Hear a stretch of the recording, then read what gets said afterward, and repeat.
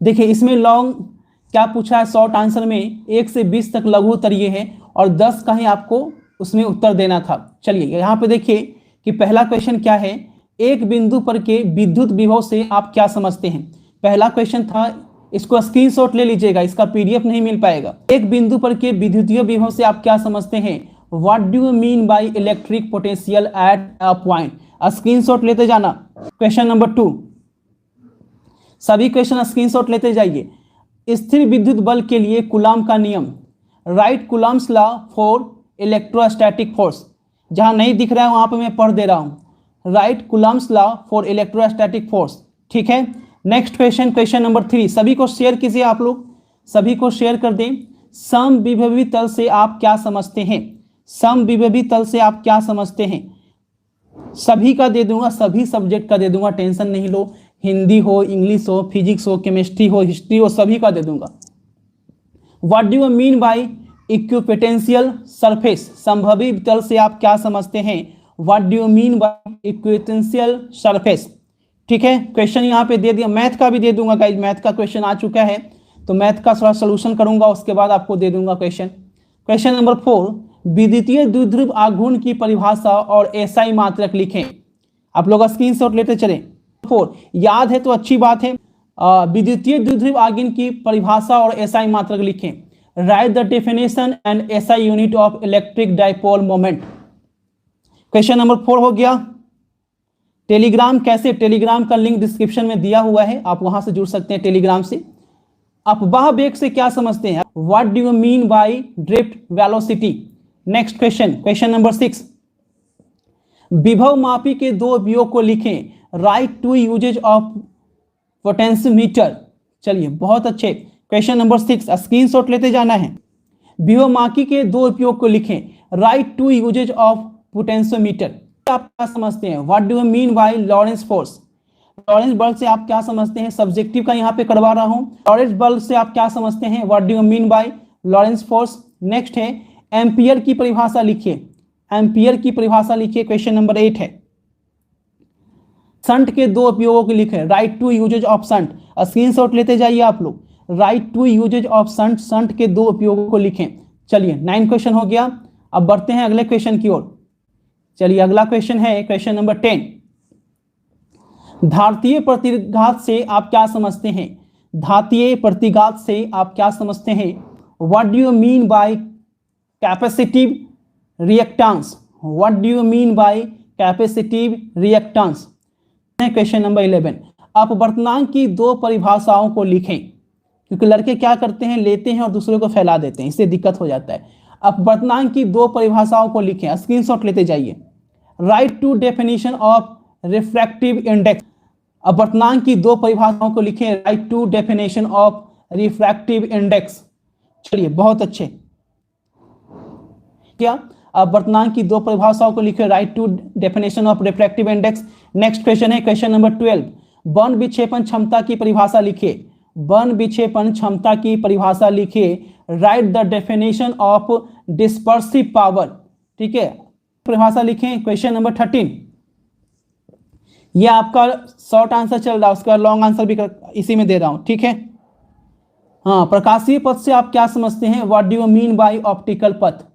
प्रकाशीय पथ से आप क्या समझते हैं, what do you mean bye optical पथ। चलिए क्वेश्चन नंबर 13 हो गया, प्रकाशीय पथ से क्या समझते हैं, what do you mean bye optical पथ। नेक्स्ट है बामर श्रेणी से आप क्या समझते हैं, what do you mean bye warmer series. Question number 14, warmer श्रेणी से आप क्या समझते हैं, what do you mean bye warmer series. चलिए वार्मर श्रेणी से आप क्या समझते हैं, what do you mean bye warmer series. चलिए बहुत अच्छे। क्वेश्चन नंबर 15, अल्फा किरणें के दो गुण को लिखें। Write two properties of alpha ray. Write two properties of alpha ray, alpha किरणें के दो गुणों को लिखें। ठीक है, नेक्स्ट नाभिकीय संलयन से आप क्या समझते हैं। क्वेश्चन नंबर 16, नाभिकीय संलयन से आप क्या समझते हैं, what do you mean bye nuclear fusion. What do you mean bye nuclear fusion. Question number 16 हो रहा है, what do you mean bye nuclear fusion. ठीक है, क्वेश्चन का स्क्रीनशॉट यहां पे लेते चलेंगे आप लोग। नेक्स्ट क्वेश्चन है अर्धचालक में वर्जित क्षेत्र से आप क्या समझते हैं, what do you mean by forbidden region in semiconductor. अर्धचालक में वर्जित क्षेत्र से आप क्या समझते हैं? What do you mean by forbidden region is semiconductor. चलिए बहुत अच्छे, क्वेश्चन नंबर 17 हो गया। नेक्स्ट है क्वेश्चन नंबर 18। भूतरंगों से आप क्या समझते हैं? भूतरंगों से आप क्या समझते हैं? What do you mean by ground waves. भूतरंगों से आप क्या समझते हैं? What do you mean by ground waves. ठीक है, ये शॉर्ट आंसर है, अभी लॉन्ग आंसर भी कराना है, पूरा देख लीजिए, पूरा स्क्रीनशॉट ले लीजिए। क्वेश्चन है क्वेश्चन नंबर 19। www से आप क्या समझते हैं? क्वेश्चन नंबर 19 यहाँ पे www से आप क्या समझते हैं? What do you mean bye www। चलिए, what do you mean bye www बताइए, www से आप क्या समझते हैं? ये क्वेश्चन हो गया। नेक्स्ट क्वेश्चन है क्वेश्चन नंबर 20। समस्थानिक से आप क्या समझते हैं? समस्थानिक से आप क्या समझते हैं? What do you mean bye isotopes. What do you mean bye isotopes. ठीक है, what do you mean bye isotopes. ठीक है, ये हो गया। चलिए, ये हो गया क्वेश्चन नंबर 20। अब यहां पे मैं लॉन्ग आंसर भी करा देता हूं, अब यहां पे लॉन्ग आंसर ही मैं करा देता हूं। चलिए, लॉन्ग आंसर करा देता हूं। लॉन्ग आंसर, ये तो शॉर्ट आंसर हो गया, अब है आपका लॉन्ग आंसर क्वेश्चन। चलिए, दीर्घ उत्तरीय प्रश्न जो पूछा गया है, जो आपके एग्जाम में आएगा। देखिए, दीर्घ उत्तरीय जो कि आपका लॉन्ग आंसर क्वेश्चन है, 3 प्रश्नों का जवाब देना है, 5 अंक का, 5 नंबर वाला क्वेश्चन आ चुका है। पहला क्वेश्चन, खगोलीय दूरदर्शन की आवर्धन क्षमता का व्यंजक ज्ञात करें। Find out the expression for magnifying power of N astronomical telescope. Find out the expression for managing power of astronomical telescope. चलिए, क्वेश्चन नंबर 21 हो गया। Question number 22।